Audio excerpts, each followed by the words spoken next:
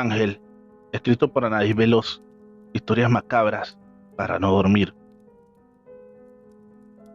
Todo comenzó cuando mi esposo Noé y yo decidimos poner un pequeño negocio de comida, ya que mi esposo es chef y el restaurante donde trabajaba lo tuvieron que cerrar por cuestiones económicas.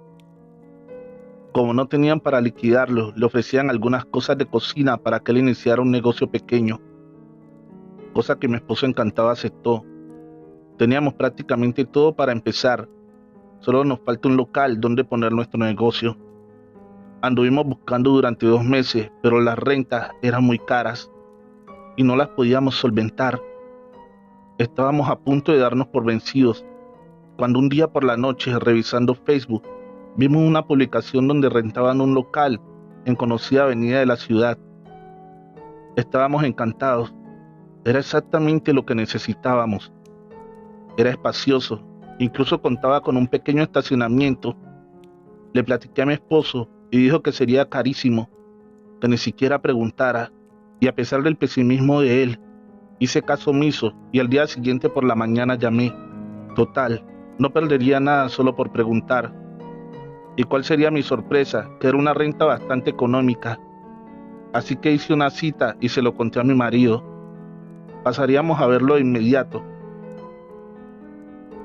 Cuando llegamos, nos esperaba una señorita muy amable. Nos mostró el lugar y quedamos maravillados. Le preguntamos que cuánto podríamos hacer el trato, a lo que ella respondió que de inmediato, siempre y cuando aceptáramos la condición que la dueña ponía para poder rentarlo. ¿Cuál condición?, preguntó mi esposo algo inquieto. La señora caminó hacia una de las esquinas del local, y recorrió una tabla que se encontraba recargada, dejando ver una cruz con el nombre de Ángel. Nos miró fijamente y nos dijo que la condición era que por nada del mundo podríamos quitar esa cruz de ese lugar. En ese momento no le pusimos mucha atención y aceptamos después de firmar. Acompañamos a la señorita a su auto y nos volvió a remarcar que por favor no hiciéramos caso omiso de su advertencia. Después de marcharse, mi esposo entró nuevamente al local y cuando salió vi que traía la cruz en la mano. Abrió la cajuela del carro y la aventó. ¿Qué haces?, pregunté angustiada. Nos dijo que la condición era no quitarla de ahí. Ya relájate. ¿Tú crees que alguien vendría a comer teniendo esa cosa ahí? Pero nada, ya súbete que mañana tendremos que venir a limpiar temprano. Nos fuimos a casa y esa noche comenzó todo. Cuando nos disponíamos a dormir, tocaron a la puerta muy fuerte. Mi esposo se levantó de inmediato y cuando abrió se percató de que no era nadie. Llegó bastante molesto, culpando a los hijos de la vecina. La habitación comenzaba a ponerse bastante fría. Se lo comenté a mi esposo, pero él solo decía que eran mis nervios. Pasadas las 3 de la mañana, me despertó al escuchar un susurro que venía del baño. Fui a ver que todo estuviera bien, pero ¿cuál sería mi sorpresa al abrir la puerta del baño? Vi cómo corrió una sombra pasando por un lado mío. Grité tan fuerte que mi esposo se despertó de inmediato. ¿Qué es lo que te pasa?, me decía insistente. Cuando por fin me pude calmar, le conté lo sucedido. Él solo se burló. Creía que me lo había imaginado, pero no era así. El resto de la noche no pude dormir y veía claramente cómo alguien se paseaba por la habitación. Ya no le comenté nada porque era seguro que no me creería. A la mañana siguiente fuimos a limpiar el local y al abrirlo se encontraba ahí nuevamente la cruz. Mi esposo la tomó molesto y la aventó hacia la calle, pero a los pocos segundos se encontraba nuevamente dentro. No entendíamos qué pasaba. Te lo dije, no debimos de haberla sacado de aquí. A lo mejor ya está molesto el muertito. Era tanta la presión de estar ahí que decidimos irnos y volver al otro día. Pensamos que estaríamos mejor en la casa, pero no fue así. Al llegar a la casa, la cruz estaba sobre la mesita del centro de la sala. Ya fue cuando mi esposo empezó a creer lo que vi la noche anterior. Él, muy nervioso, decidió llamarle a la señorita que nos había rentado para contarle lo sucedido. Ella, muy molesta, nos dijo que ya era nuestro problema, que ella nos había advertido que no la quitáramos, pero como nosotros no hicimos caso, tendríamos que resolverlo solos. Lo miré angustiada y él dijo que no me preocupara, que él se encargaría de todo. Así que salió a toda prisa con la cruz en la mano para volverla a colocar en el local. Dice que cuando llegó se encontraba un joven hincado donde se suponía que debía estar la cruz. Fue algo bastante aterrador. De repente se levanta y mi esposo logra ver que sostenía una soga en la mano. Él intentó hablarle, le decía, ¿qué demonios haces, muchacho? Pero él parecía no escucharlo. Colocó una silla que mi esposo jura no saber de dónde la sacó y se puso la soga en el cuello y sin pensarlo dos veces se dejó caer, ahorcándose en cuestión de segundos.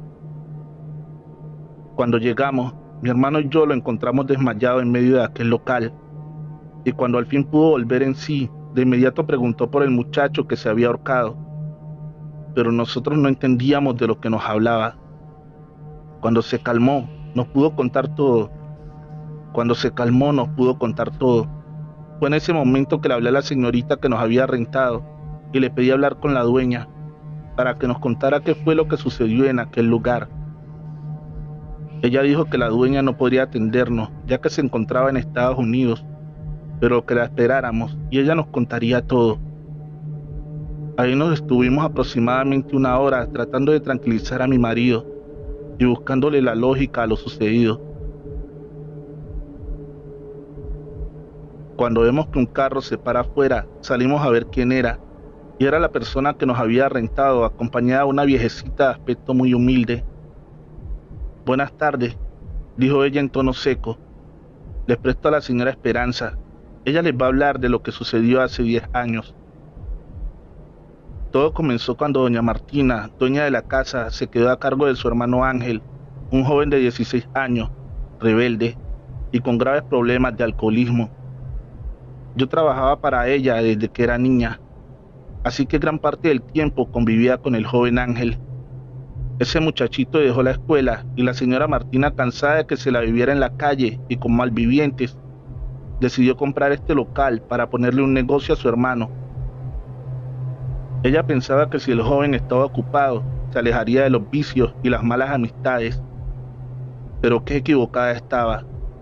Aquí lo usaban para fiestas y para hacer sus desastres. Dicen que un día decidieron jugar a la ouija y el joven se puso mal. Comenzó a atacar a sus amigos y cuando ellos salieron despavoridos, Ángel agarró una silla y sin más se ahorcó. Nadie sabe si esto fue verdad o no, pero al día siguiente, al ver que no llegaba el joven, la señora Martina y yo vinimos a buscarlo, creyendo que se había quedado dormido. ¿Y cuál sería la sorpresa tan terrible que nos esperaba? Al abrir la puerta, el joven Ángel colgaba de uno de los arcos con la boca llena de moscas y la lengua a mitad del pecho. Lo raro de todo esto es que al velorio nadie asistió.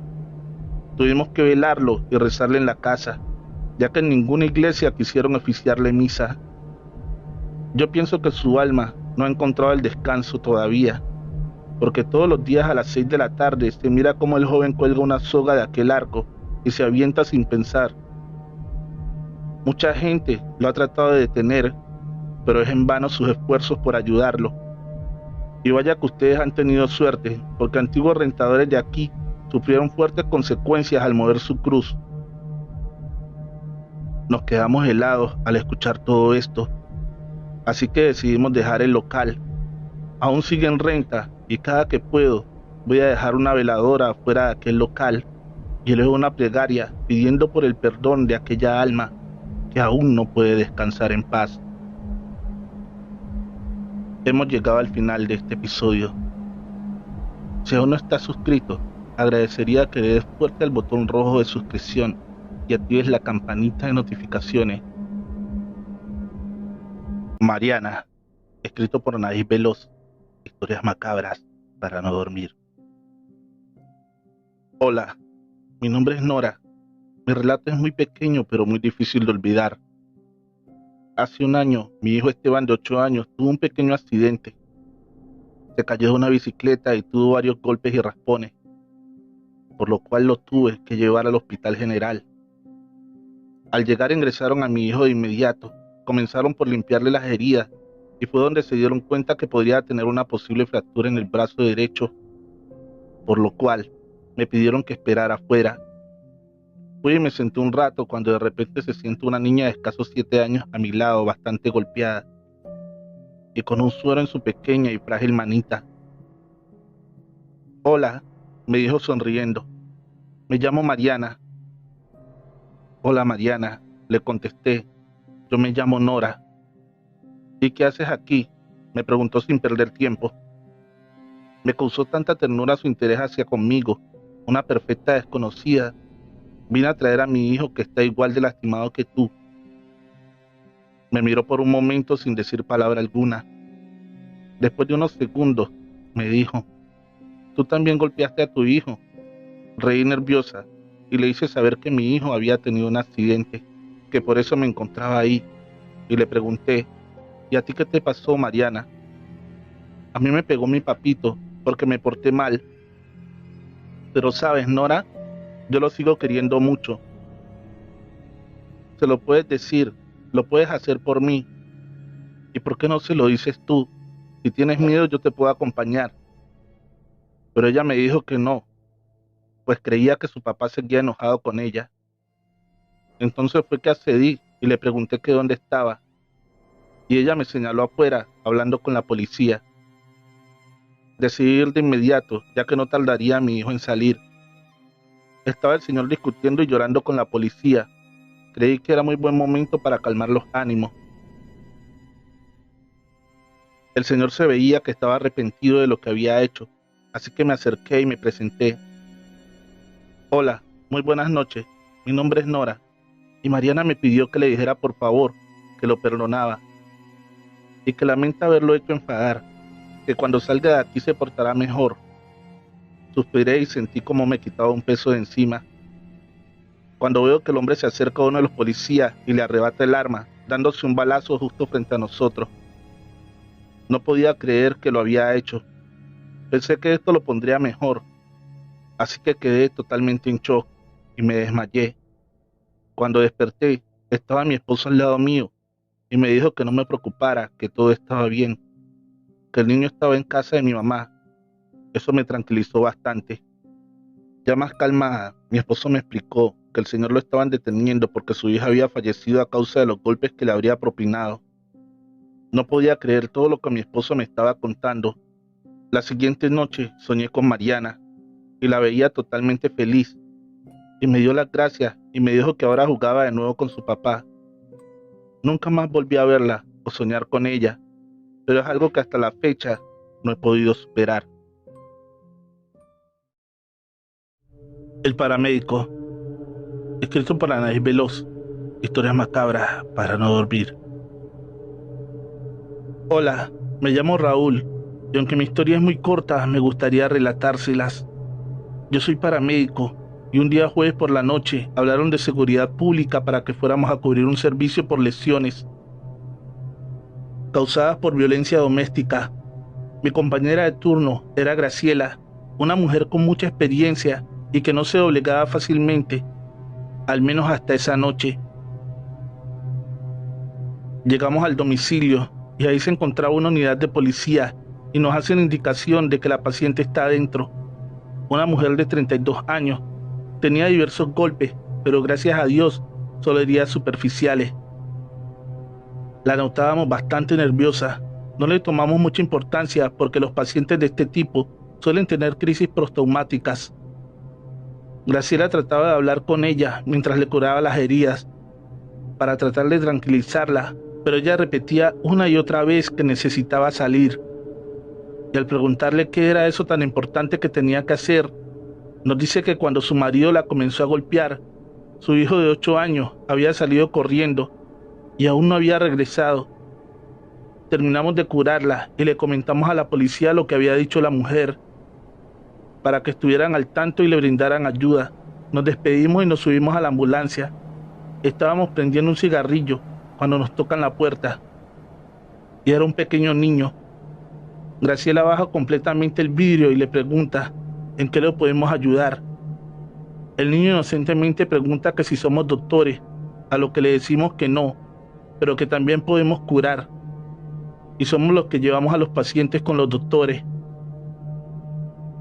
Entonces el niño dibuja una sonrisa en su rostro y nos dice que si podemos ayudar a un niño que está tirado calles atrás, pero que nos demos prisa porque hay mucha sangre tirada y tiene mucho frío. Yo, un poco nervioso y dudoso de lo que me estaba diciendo, le pregunté que qué le había pasado a su amiguito, y él dice que su papá le había pegado a su mamá y que el niño corrió a avisarle a su abuelito, y cuando el niño iba caminando, su papá le pasó el carro por encima. Creo que iba muy enojado, dijo algo triste en ese momento. Recuerdo lo que nos había contado la señora. Me bajé a toda prisa y se lo conté a los policías.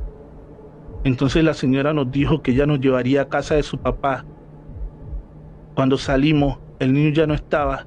Supusimos que se había asustado y se había ido.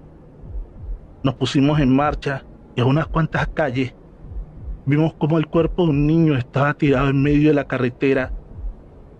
La mamá lo reconoció de inmediato y se bajó a toda prisa. Nos gritaba que lo ayudáramos, pero ni mi compañera ni yo podíamos mover. Ese niño que se encontraba tendido en el piso fue el niño que minutos atrás nos pedía ayuda. Lamentablemente, nada se pudo hacer con ese pobre niño. Llevaba varios minutos muerto. Pusimos una manta blanca para tapar el cuerpo y desde ese día jamás he vuelto a hacer un turno de noche.